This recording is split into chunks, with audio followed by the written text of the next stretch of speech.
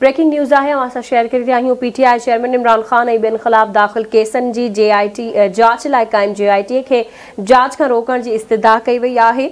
Lahore high court जी justice Tariq Salim Sheikh जी सरबराही में 3 रुकनी bench PTI अॻुवाणनि जी दरख़्वास्त ते ॿुधणी कई। JIT जी जांच अदालती फ़ैसिले सां मशरूत हूंदी। अदालत इहो हुकुम जारी कयो आहे। अहम ख़बर आहे असां शेयर करे रहिया आहियूं। पीटीआई चेयरमैन इमरान खान ऐं ॿियनि ख़िलाफ़ दाख़िल केसनि जी जांच लाइ क़ाइम JIT खे जांच रोकण जी इस्तदा खे रद्द कयो वियो आहे।